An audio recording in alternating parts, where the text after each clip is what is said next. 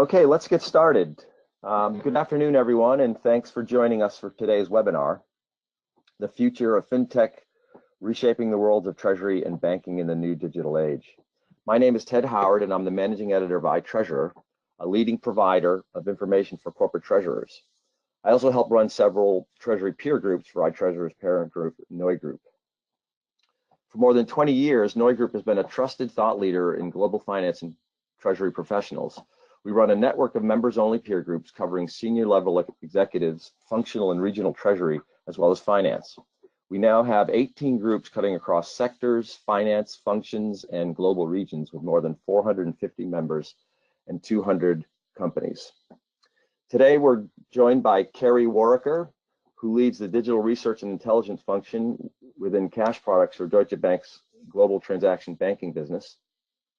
Alex Verbaeten, who is a director and corporate cash management head of tech and Fintech at Deutsche Bank, and Derrick Walton, executive vice president of global financial networks at Hyperwallet, a client of Deutsche Bank. So, Kerry, starting with you, why don't you tell us, give us a brief overview of your role at Deutsche Bank, and then Alex and Derrick, you can follow up. Thanks, Ted. As mentioned, I lead the digital research and intelligence function for our cash management business. So that's primarily concerned with monitoring trends in emerging and disruptive technologies, scouting and analyzing the leading fintechs and their solutions across those sectors, and looking to understand how these can be applied to provide valued solutions to our clients.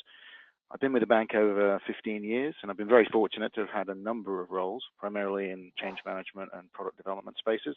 But this particular role at this particular point in the ever rapidly emerging technology space is definitely the most exciting and intriguing. And I'm looking forward to a lively conversation today. Okay. Hi, my name is Alex Verbaeten. I'm based in San Francisco, and I lead the corporate cash management activity here in the US at Deutsche Bank for our tech and fintech clients. So as part of our role, we bring Deutsche Bank's global footprint and capabilities to our clients and enable them to become more efficient from a treasury perspective across the board. I've been with the bank for about 6 years, of which the last 5 here in San Francisco. And I've had the pleasure of working with many exciting companies, including a lot of the fintech companies, of which Hyperwallet is one, and we're very pleased to have Derrick join us today as well. It's a great transition, Alex. Thank you. Good morning and good afternoon. I'm Derrick Walton, based out of Austin, working at Hyperwallet. Hyperwallet is a platform that's been around for a little bit over 15 years that provides our clients with a portal, a white label portal that allows them to fund us and for us to pay out to their beneficiaries. Now, you say a lot of fintechs can do that, but one way that we make a difference is we allow those clients and our beneficiaries to have choice on how they want to get paid. So what I do is I connect all these different partners, bank partners, and capabilities, meaning wires, ACHs, credit cards, prepaid cards, and the like, and we allow the clients to choose how they want to receive their funds. That uses everything from just traditional methods all the way to alternative payments such as PayPal and Visa, OCT. So that is what I do and why we use a bank such as Deutsche Bank. Okay, great. Thanks, guys. So as many of you know, the idea of fintech is to leverage new technologies to produce new and better financial services for both consumers and business. And it's a swiftly moving trend. In a recent article on iTreasurer, The Future of Fintech and Implications for Banks, Startups, and Corporate Treasury, we discuss how the rapid pace of fintech innovation has left some treasurers scrambling to keep up. For instance, when NeuGroup recently surveyed members of its treasurer and assistant treasurer peer groups about their grasp of fintech, only about 5% of respondents said they had a strong understanding of fintech trends and technology. And only 26 said they understood the basics, leaving the door open for a lot of homework, and in some cases, a bit of anxiety. But financial institutions like Deutsche Bank and fintech companies are working together to help ease that anxiety and push companies into the digital age, particularly as it relates to corporate treasury, FX management, supply chain, and a host of other corporate finance functions. And despite assumptions to the contrary, banks on the cutting edge of the digital revolution don't view fintech innovators as competitors, but as clients and partners. And Deutsche Bank says the recent developments in the fintech space have created big opportunities for the banks and the clients. And while there are many opportunities for collaboration and investment for banks, fintech startups like Hyperwallet are tapping financial institutions for their expertise in many areas, such as payments and financial regulation, FinReg, which is rising in importance as regulators begin more closely examining the fintech sector. So this afternoon, Kerry, Alex, and Derrick will flesh out some of these details and how they see it all playing out. But before we begin, a quick housekeeping note. First, there's a question box should be on your right-hand side. We encourage you to submit any questions you have through the question box. And depending on the volume and nature of the questions, we'll try to answer them today. But if we don't, we'll have someone follow up with you. And also, an email will be sent to all registrants containing the link to view the print version of our small deck, as well as a recording of this webinar. So let's go. Kerry, we'll start with you. The various ways Deutsche Bank interacts with fintech companies. What is your role in bringing fintech solutions to corporate clients, including their treasury departments? Can you describe the bank's role, how that differs from the past, and why this change is important? Certainly, yeah. I think let's start with the relationship really between banks and fintechs as solution providers.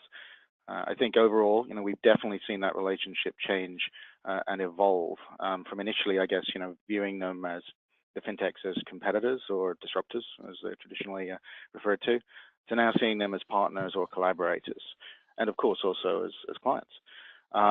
And we're excited about the immense opportunity there that these collaborative relationships can bring to us and our clients. To your point about serving those corporate clients, we have evolved in our thinking and the way we do our business, right? Where previously we may have identified one of these fintechs and looked to buy or integrate the technology, labeling it DB or painting it blue, as I believe we put in the article. Now we go through co-innovation and partnerships, right? And we believe we can realize significant benefits for all parties.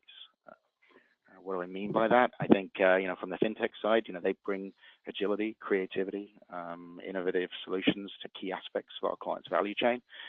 We, as a bank, we bring market knowledge, network, infrastructure, risk and compliance, regulatory expertise and controls, and of course, a broad client base and a global footprint. For our clients, we can help by bringing these partnerships together. So to efficiently and effectively address their problems, best tool sets available today. We're happy to sit down with our clients and also be transparent about what we can and cannot offer. So, we may not have the full solution for the client, but by bringing in a fintech, we can provide, say, 80% of the solution. And then through using the right partner, finding the right partner and the right technology to fit in there, we can provide that front to back solution to our clients. That spirit of co-innovation and client-centric approach is reflected in how we work with our fintechs and our clients, right? And I think we'll talk about a little bit more about the approach later, but broadly, we take a portfolio approach across a variety of technologies, the emerging technologies, blockchain, DLT, the other buzzwords, AI, open APIs, and we're proactive across all of those areas, and we work with both clients, consortia, and of course, very, very much importantly, our innovation labs across the globe, as providing us a key window into those technologies and those ecosystems.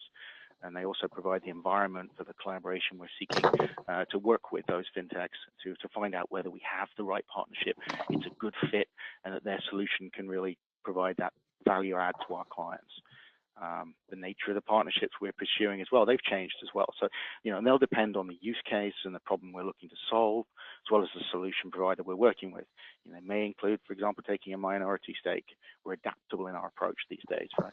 And I think that's something that's being led, by the very nature of the fintechs themselves, and our commitment to be a leading provider of digital solutions. And I think we're really starting to see some of these partnerships really bear fruit for us. We're also active in consortia, as I said, But the final thing I'd say, and we also advise clients, right? We have an advisory capacity, so helping them navigate the fast-moving landscape, the ever-changing landscape, seemingly.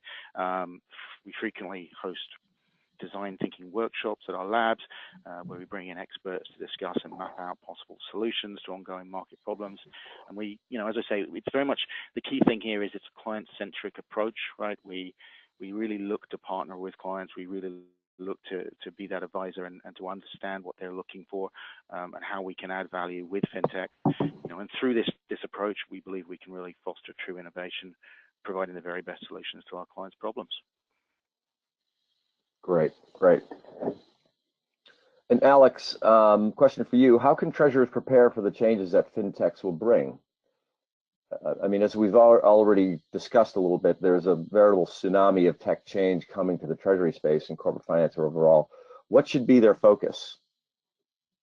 Sure. Thank you, Ted. I'd like to indeed focus on a few areas that we believe are very relevant for our corporate clients in the treasury space. A first area to highlight is the integration with financial providers to facilitate new kinds of payouts. This includes, for instance, payments into e-wallets such as PayPal and Alipay. There, the use cases vary from companies like insurance companies, the gig economy players, think for instance Uber and Lyft, international pension payments, as well as royalties or commission payments. In Europe, PSD2 is driving a lot of new fintech solutions as well. A good example here is our recently announced solution for IATA, the airline settlement platform, whereby so-called push payments will be able to replace credit card payments in certain instances. This will drive down costs for airlines and thus for the end user. Similar opportunities will arise for other companies that incur similar large credit card fees, and where the client base is in countries where sometimes credit card use is lower than in the US, for instance, like in Western Europe or Asia. The use of APIs and similar technology, for instance, in the area of FX, will enable corporates as well as banks to increase efficiencies, lower costs, and overall improve working capital. Similarly, for companies in the retail space, e-commerce is a key area of development. And here we're seeing payment facilitators that complement the more traditional credit card processing with localized collection methods by country. Think, for instance, of the use of Ideal in the Netherlands, which leverages the consumer's online banking setup to make payments at the time of the checkout. Similarly, we see enhanced foreign exchange solutions, so-called dynamic currency conversion, improved reconciliation tools to help our corporate clients with managing the inflows and outflows on their books, and even opportunities to set up new entities and open accounts in different countries. And I'm thinking here of Stripe, for instance, as a great example of leading the way in that space. In general, the key with these new solutions is really to look at the treasury transformation projects within the corporate environment and to consider where certain in-house functions could either be outsourced or improved. A lot of this these days can be done through the use of APIs, which is definitely becoming more common, or by using third-party providers that will make bank information gathering, for instance, more easy under PSD2, or to use third parties for global payment execution.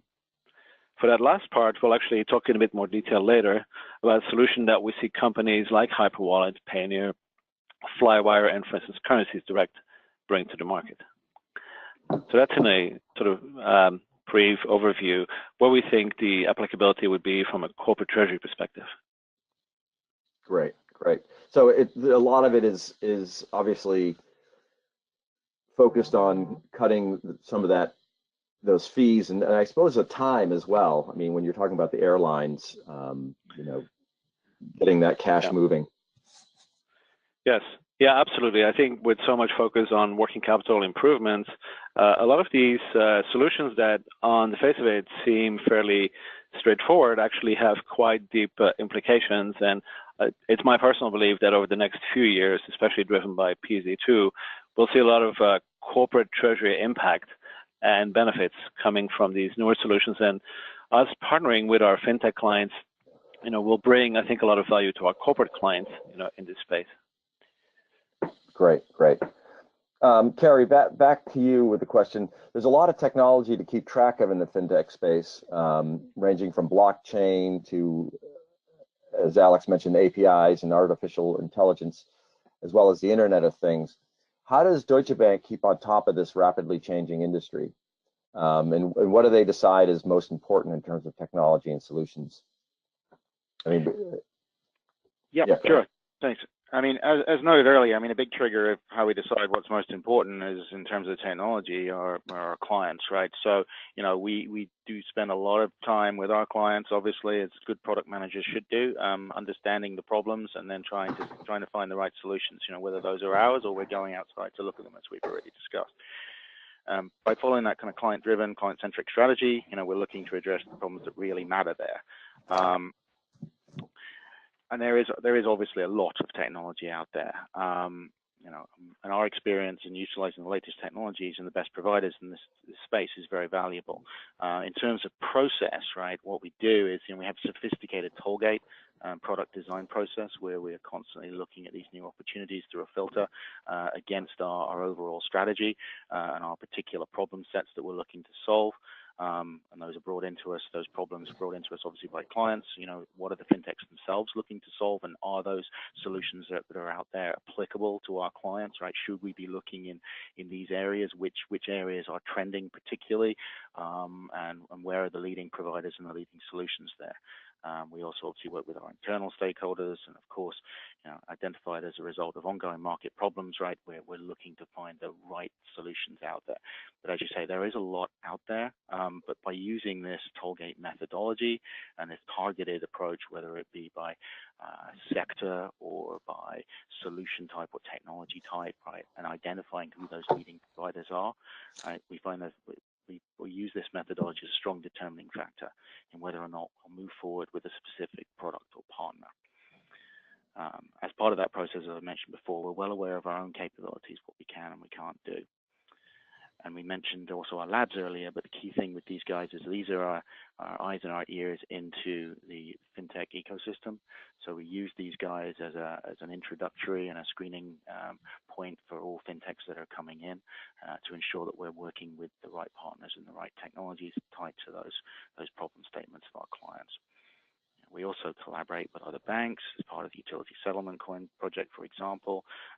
It's one of the areas where we see collaboration, which will allow us to jointly drive the DLT or distributed ledger discussion, and how that DLT can help address current market problems and have an impact on the financial ecosystem and such like in the future.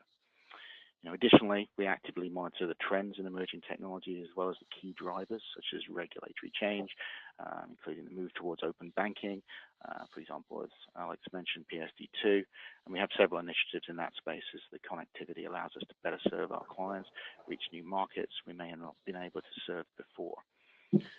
I mean, I think ultimately the question is not so much about isolated technology and solutions. It's really about at which point do the systems and the processes start to coalesce to deliver true value to both us and our clients at a level of cost, complexity, and efficiency that's low enough, or that we can maintain a sustainability and viability.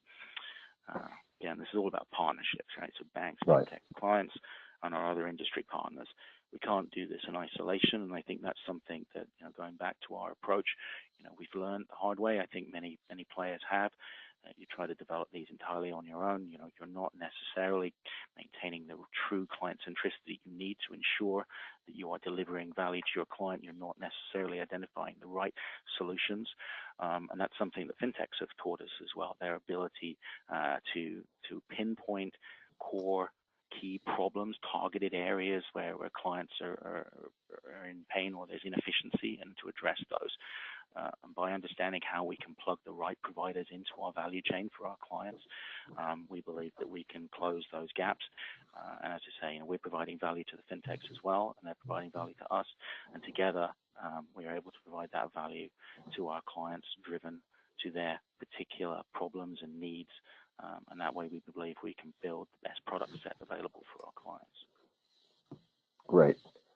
So let's talk a little bit about one of your clients here. So Alex and/or Derrick. So actually, why don't we start with Alex?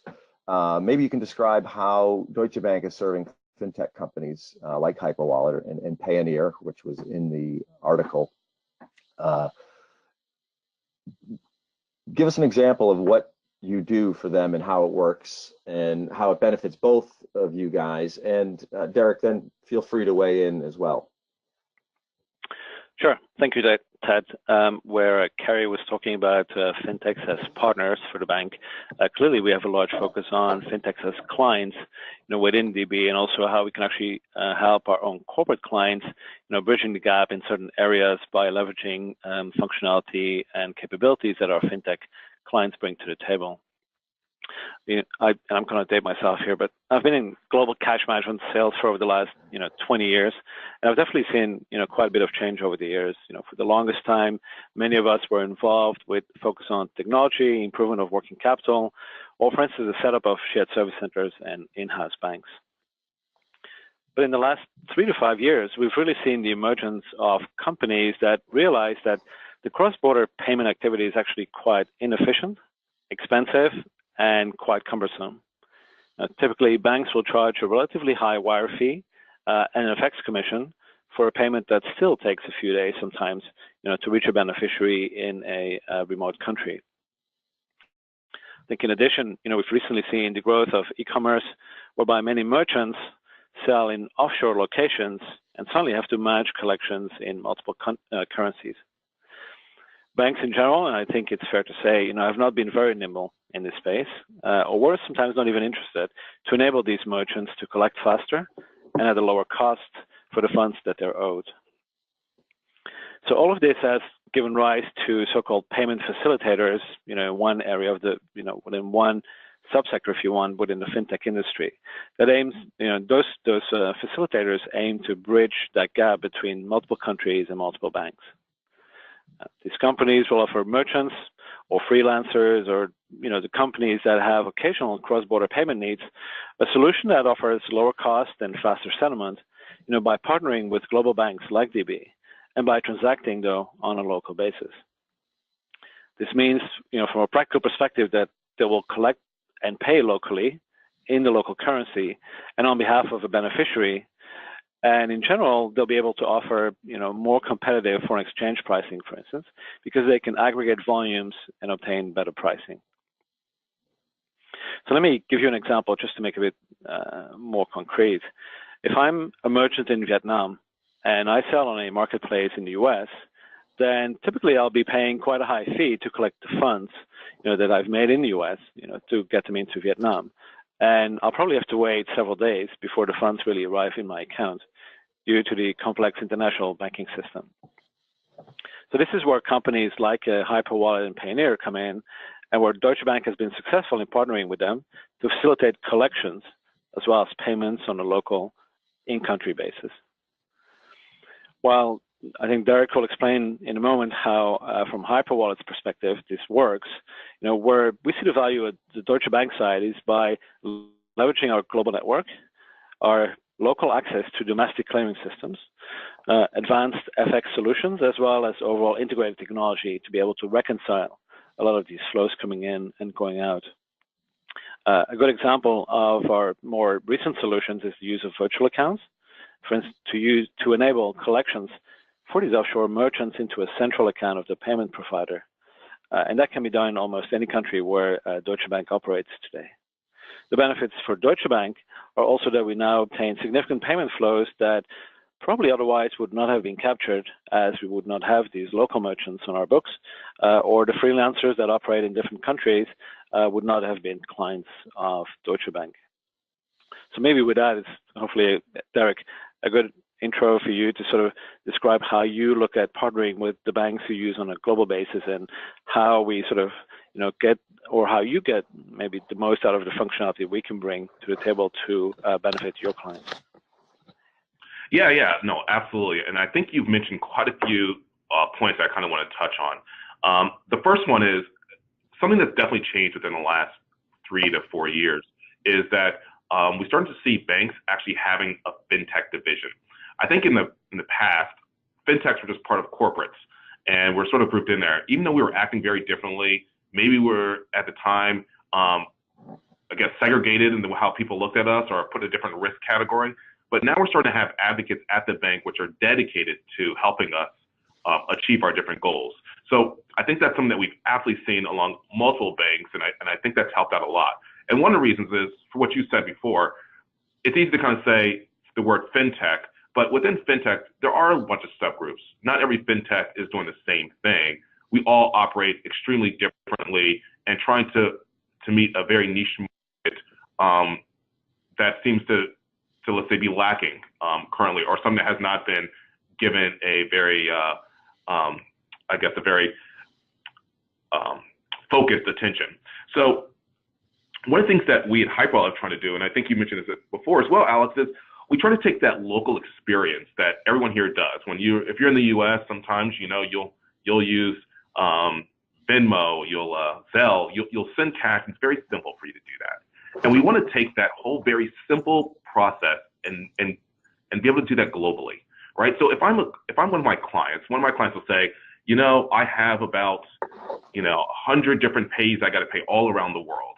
Now, I don't know exactly what has to happen and how it gets there seamlessly, but I don't want to have to pay a wire to, I think what Kerry and Alf were saying before, I don't want to have to pay that wire fee. And I don't have to worry about the lifting fees. I don't have to worry about the cash management. So I'm going to fund you in this currency, and can you just make sure that it gets to these individuals in the cheapest way, quickest way possible, in the way that they elect. And so what they do is they pay us into our virtual wallets, and their payees will go into the virtual wallet and select the way they want to get paid. Now, with that comes a lot of work on the back end. And this is where I think Deutsche Bank really kind of helps out, and a lot of our partners do. What we have to do now is build a whole bunch of multiple local connections all around the world to do quite a few things, not just be able to get the money there, because obviously that's clearly one of the most important parts. But the question is, what is the experience for the beneficiary when they do receive the money? Are there lifting fees? What's the value date in which they get it? How early do I have to fund those clients? And then I have to say to myself, okay, so what are my options out there? So Deutsche Bank, you have a pretty large group of people all around the world. Can you tell me what they're using in Sri Lanka? What mobile systems are they using in Sweden? What are they doing in Japan? Those things help us, because what we try to do is we want to leverage that. We want to add that to our network and give our beneficiaries and our clients an opportunity to utilize those different rails. The other part is very important is when we start looking at regulations. You've probably heard multiple times people talk about partners. The partnerships between the bank and the fintechs are extremely important. And I want to continue using the word partner and not just say they're a provider, because there's quite a bit of expectation we have when we go with the bank. Again, we're not just sending them a file so they can process payments. We want to know what their thoughts are on the ground of what's happening. If I'm one of my clients, I don't want to hear after I've already sent a payment that, sorry, there's a bank problem and the payments will get trapped. We want to know that ahead of time.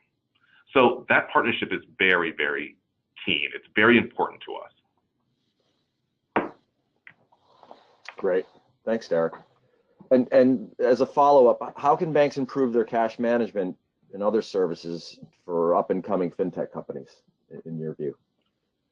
Yeah, so I think that a lot of it is absolutely connection. Like, one of the best parts about, again, having a fintech division in some of these banks is the constant communication and knowing more about how we operate and what we need. What I need is very different than using what Stripe needs or what Payoneer needs, or those are very different companies meeting a very different type of solution to their clients. It's important that I expect for Alex to know what those differences are, or Deutsche Bank to come with me to say, listen, I know this is how you operate. Will it be able to utilize this, or how can we do that? And so we don't always have to track down exactly what is needed from them. They can kind of present it to us. I think those are extremely important. And to be fair, that's why we tend to go and work with local banks as many places as we can. The one part that's very helpful is Deutsche Bank has a very, like that, a broad presence. So if they're in multiple countries, I don't want to have to go down and chase the Deutsche Bank Singapore, Deutsche Bank Japan, which is different than Deutsche Bank Germany. Like, I need some help there. I need some help navigating the Deutsche Bank landscape. And I think that's what Alex and the Deutsche Bank actually provide. By even having that contact, they help me get into local markets a little bit quicker, because obviously I need that local access and I need local regulations and input from the local teams. And that's extremely valuable to me. Great. And how have they been managing the growing fintech regulation part of it? Yeah, so I mean, and honestly, this is always an evolving one, especially with the complete changes in foreign policy and trade that's happening literally on an hourly basis nowadays. It's very important for us to keep up with that. One of the big things that we've seen happen quite dramatically in the workforce is the amount of data that countries want to travel with payments. That information is very important, and it's great when we hear that stuff from our partners before we've already sent the payment again, because going after the fact is always much more problematic. And then if you start just looking at that, like, especially as you start looking at hard to reach places, some in Southeast Asia, I think the term that we used to use about 3 to 4 years ago was exotic or long tail currencies. But today, some people just call those just payments. The gig economy is requiring that people pay people in Kuala Lumpur, that we pay people in Uruguay, and we pay people in Kenya, and it should be as seamless as sending a payment from Washington, D.C. to Kentucky. There's that expectation. So we obviously have to meet all those regulations and make it seamless for our clients who don't have to deal with. So those are some of the things that those barriers we try to reduce and remove while making payments. Gotcha. And Alex, have you been finding that, in these various countries, how is Deutsche Bank keeping up with some of these FinReg or the changes, not just in regulation, but, I guess mainly local regulations and things like that from each country to country? Yeah, it's definitely, as Derrick was saying, it's not an easy task, and there's a lot of change. If you look at, for instance, PSD2 on its own, everyone's now coming to grips in some ways with what that means. And we as a bank look at what does that mean for our corporate clients as well as for our fintech clients. And that requires a lot of time and dedication and resources. But I think we learn a lot from each other, as well as we have a lot of very strong people on the ground who in some cases have close connections with regulators. I'm thinking, for instance, of not just in Europe but also India and China are two prime examples where in general we have pretty good connectivity into local regulators or those firms that have their ear on the ground with regards to changing regulation. And I think that's overall been a win-win for us as well as for our fintech clients to sort of look at any hurdles and consider any changes that need to be made, but also to be proactive, and come up with solutions that I think from a corporate client perspective, have really made a change. I think, as Derrick is saying, we have mutual clients, for instance, some of the largest marketplaces in the world where we partner together, and from a banking perspective, we tend to understand quite well what their payment patterns are, how they operate, on a global basis. And we realize, and it sort of sounds counterintuitive, but we realize that as a bank, we cannot serve all, for instance, all merchants that sell on marketplaces, or we cannot necessarily reach all beneficiaries or freelancers, that in many cases reside in countries like India or Bangladesh, Vietnam, etc. And so by leveraging, I think, on the one side, our own network, but similarly, work closely with fintech clients like Hyperwallet, Payoneer, Flywire, which enables students, to pay cross-border at a way more competitive, rate. I think by bringing those solutions to our corporate clients, saying, look, we know this space, we know the challenges you have, and we know how to enable you to provide a better customer experience, to your clients. I think that is where we're really trying to make a difference, and a lot of that comes from understanding the market and regulations, but a lot of that also comes from just bringing the dots or putting the dots together, and maybe even introducing some of our fintech clients to our corporate clients and likewise. Right. Okay. Can I just add something to that as well? I think one area that it's been very helpful, but we can certainly improve upon is, and I use this sort of a marketplace, is there's absolutely a need in two big areas as we start working with banks. And one is speed on onboarding and KYC. Still, in some places, it takes months to open an account or for a bank to verify and be comfortable with who you are. You'd hope with a lot more technology putting in, a lot more data that's coming through, that there's ways that we can expedite that. The other one is APIs and the amount of different API usage that can be utilized, offering that more and more. That obviously allows a lot more automation for our corporates or fintechs on the back end. Being able to provide those two areas over the next, I would say, I don't know if say couple of years, but hopefully in the next year or so, will quickly make opening accounts and getting funds for our clients or to our beneficiaries much simpler. If you see to go and someone says, well, it's going to take 4 to 6 months to get the account active, that's a lot of lost business for both the partner, the banking partner, and the fintech or even the clients, right? We want to be able to make things seamless, and we have to find ways, I think, to move quicker with that. Okay, great. Actually, that kind of leads me into the next to one question about future bank fintech collaborations. How do you see those changing in the future, and what will that mean for your clients? That's for you, Derrick. I got you. Yeah, it's so hard to tell. Like I said, I think in a lot of ways, because, and I'm going to go back to something that Kerry was saying earlier, that things change quite dramatically in the market. And like I said, a lot of times when I look at our bank partner, I think of them both as a provider and, in a sense, a sub-regulator for us. So a lot of times when a country says, hey, we need to put these requirements in place, and then the bank takes that and they say how much risk they're going to take on that, and they give us requirements on top of that, right? So we kind of say to ourselves, all right, as much as I care how much a country is telling me, I really care what my partners are telling me. And then if I have 2 or 3 partners with one currency, I'm looking at how they all compete to see what they can provide me with regards to how they manage that risk or that regulation. Because all banks have a different, sometimes, interpretation of the law and how it works. So being able to have that information at my fingertips is very important, especially as we start getting very detailed on how we send payments and the different rails we use. I think in the past, most countries basically had a way to send wires into country. But I think, as Alex was saying before, that's no longer the case. We now have wires. We have ACHs. We have faster payments. You have mobile payments. Those are all different rails, all different regulations, and all different use cases. And the more and more of those happen, the more and more requirements can place. And I think as those continue to grow, the work that we do with our partners has to be much more detailed and have to be a lot closer. And again, I'm going to go back to the word of saying it needs to be faster. Yeah.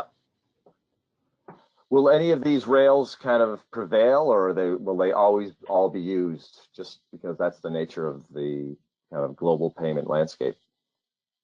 Yeah, I think there's going to be a lot of different views on this one. I personally think that there's a lot of different use cases for that, for each one. If you use the old case of, you watch those old movies where someone kidnaps someone, they say, wire me the money. Well, obviously, wires are still considered a fast way to send funds to people, right? Sending ACHs in those cases, say, okay, well, 2 days, we'll receive your money and we'll let the hostages go.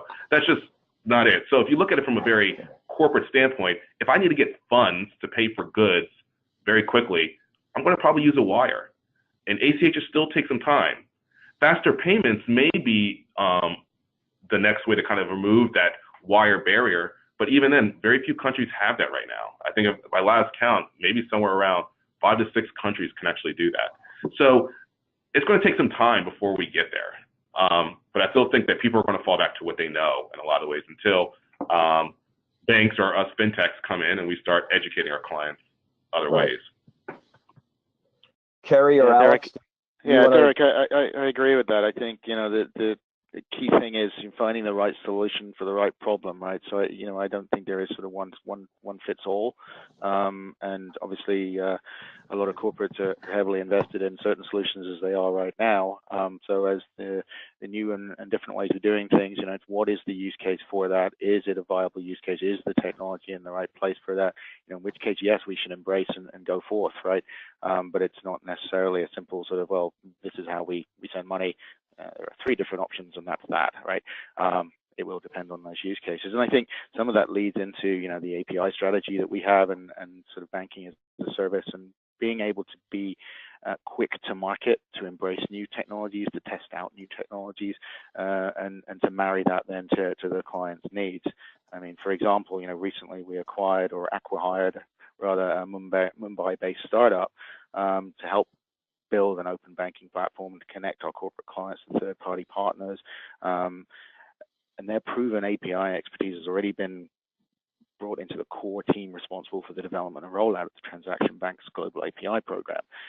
And this is it enables us to move quickly with the new technology as it arises, and to plug these pieces in to provide that sort of varied solution set to our clients for whatever they may need. Great. And this is, I have a question for Alex or Kerry. Does DB have a playbook for fast-growing fintechs? And does it map out what services it has and what will be needed? Yeah, maybe I'll start. It's Alex. Yeah, definitely. I think over the years we've become quite knowledgeable, I would say, in the kind of steps we expect to see in the kind of, from a fintech perspective, for instance, the kind of framework we expect our fintech clients to work in. And Derrick sort of alluded it briefly, but we can give a lot of guidance in terms of regulation, in terms of internal compliance requirements, but also from a business perspective, to focus on, where we think the most value will come from, that we can bring, as well as that would come from, our clients' activities. But then again, as Derrick said before as well, each of our fintech clients is slightly different, right, in their approach, in the kind of business model they have, the kind of clients they focus on. Some of our clients tend to be more operating the international money transfer space, so some of the FX companies, for instance, that provide local collection. If I have to, if I live in France and I need to pay, if I have a house in Florida and I need to pay my mortgage, then clearly it's not very efficient to make a wire payment through my local French bank, into the US. So that's where some of the FX houses come in and how we partner with them to facilitate those flows. Likewise, there's opportunities in healthcare, education.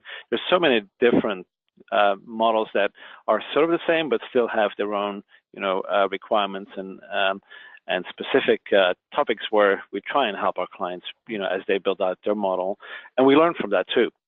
And I think, clearly the point about onboarding, and being faster, more nimble is one that cuts across all banks, I think, and I know that all of our corporate clients on the line, feel the same way, which is it's definitely not always an easy process, but part of that also comes obviously from the regulatory environment we all work in, and within, which sort of guidelines we try and, stick to as much as we can.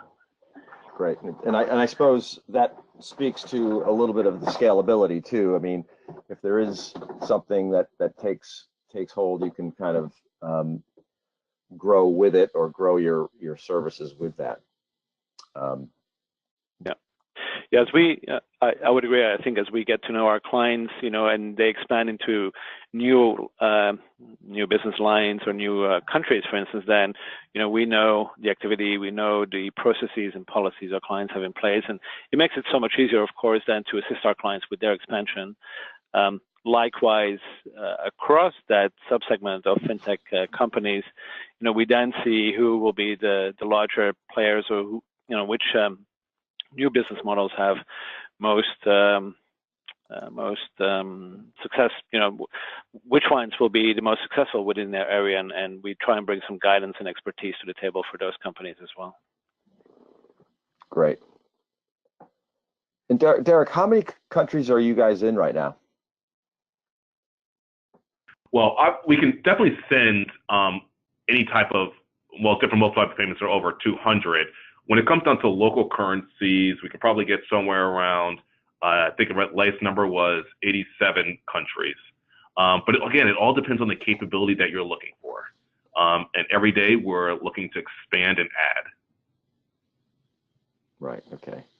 And is it still, I mean, I guess I know that globally regulations are trying to be, merge or deal with each other in an easier way, but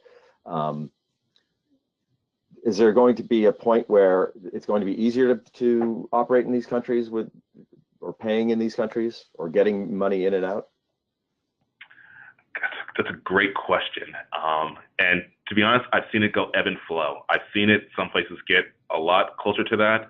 And then very recently, I've seen things pull away from that. Especially all of a sudden, data has become basically the new king. In some ways, I don't think it's more important than cash, but people want to know where those funds are going, especially start getting to more restricted currencies in countries that have those kind of rules, such as China and India. Having more data about who the ultimate remitter is or the ultimate beneficiary is of funds and what they're doing with it is much more important to them. They don't want to see their currency leave shores. So those regulations definitely come out in different ways and has an impact on payments, whether it's on value date on when it gets there or what the information you have to provide or how it's sent. Right. And I think you had mentioned know your customer a little earlier. Does that play into that as well? 100%. And honestly, I know that I almost sound like a shill of the government by saying it's very important that we know your customer, but it's not just good regulatory information. It's great for business. I mean, the more you know about it, the better of an offer you can provide and quicker ways to give responses to regulators in other countries as to what's going on here or what you're seeing. It's just much more helpful. So in some ways, when we start getting asked very explicit or very detailed questions about certain beneficiaries, it's great that we have that information and we can provide that to them. So those different changes are absolutely hitting the global market in ways that are changing dramatically.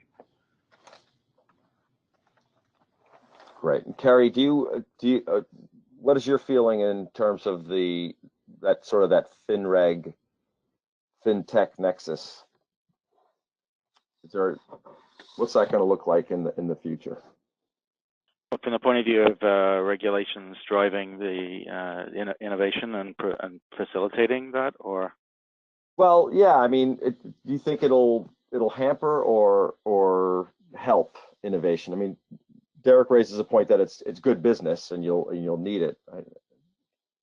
So yeah, I think we're seeing, from the point of view going back to the open banking and whether we're talking about platform banking or the driving the data, the rules we're seeing coming through around data and the rules that we're seeing, the requirements we're seeing around open banking. I mean, it is an opportunity to really drive that change. I think there isn't really a unified approach, right, and particularly in the US, and to that. So you could see it as potentially a competitive advantage in certain countries, or sometimes we'll see as PSD2 comes in and such, like how much change that will drive in particular when you look at that versus say the US. But I think from the regulatory perspective, we're seeing a lot of understanding, cooperation. The regulators are very interested in what these technologies can now provide. And I think the right proactive approach is being taken. That I think it will be an enabler. Great. Okay. Well, if our audience has any questions, you can enter them now. Otherwise, Alex, do you have anything else to add? No, nothing else for me. Thank you. Okay, great.